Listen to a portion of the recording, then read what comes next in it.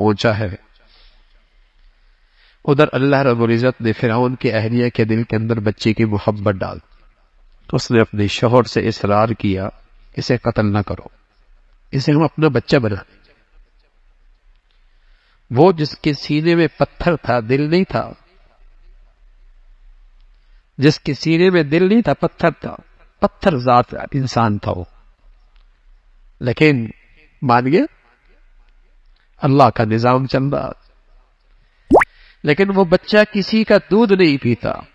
بچی آئی انجانی سی بن کے کہ میں تمہیں ایک خاتون بتاتی ہوں، بڑی نیک ہے، امید ہے یہ بچہ اس کا دودھ پی لے۔ اب بچہ روتا ہے، چیختا ہے، غذا نہیں لیتا، دودھ نہیں لیتا۔ بلایا گیا اس خاتون کو، تو اللہ رب العزت فرما رہا ہے ہم نے نہیں کہا تھا کہ بچہ تمہاری گود میں واپس آئے گا؟ دودھ پلا رہی ہے، بچہ بھی اپنا ہے، دربار سے وظیفہ بھی مل رہا ہے، دودھ پلانے کا وظیفہ بھی ملتا ہے۔ اللہ اللہ ہے، اپنی قدرت کے ساتھ ہے۔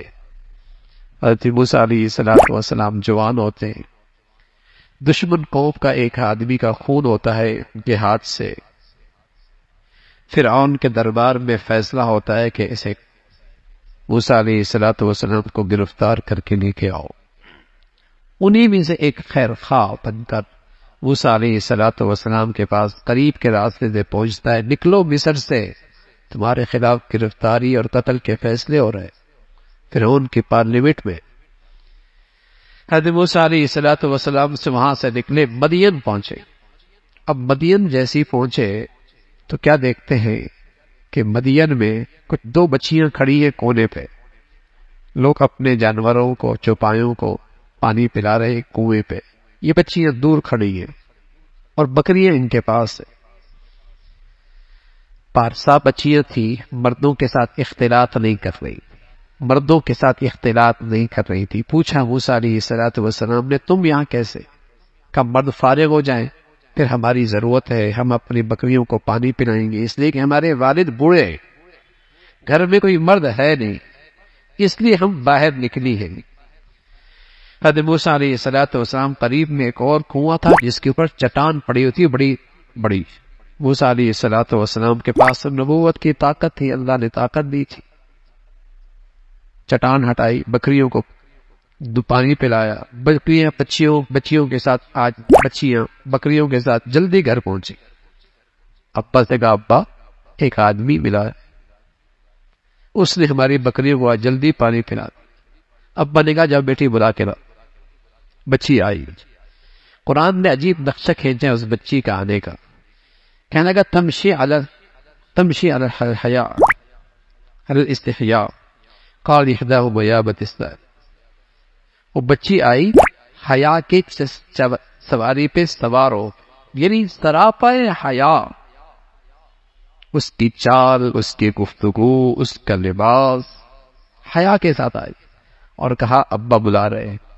حضرت موسیٰ علیہ السلام وہاں پہنچتے ہیں، بچیاں اپنے ابا سے کہنے لگی، بڑی صاحب بصیرت بچیاں تھی، صرف ایک طرز عمل دیکھ کر ابا سے کہنے لگی ابا اگر آپ نے اپنے گھر میں کسی کو ملازم رکھنا ہے تو انہیں رکھ لو، ان میں دو خوبیاں موجود ہیں، ایک تو جس کام کے لیے آپ انہیں رکھنا چاہتے ہیں اس کی استعداد اور صلاحیت ان میں موجود ہے، دوسرا یہ آدمی دیانتدار بہت ہے، اس نے نظریں اٹھا کر نہیں دیکھا ہماری طرف، دیانتدار بہت، امین ہے، امین، دیانتدار بہت ہے۔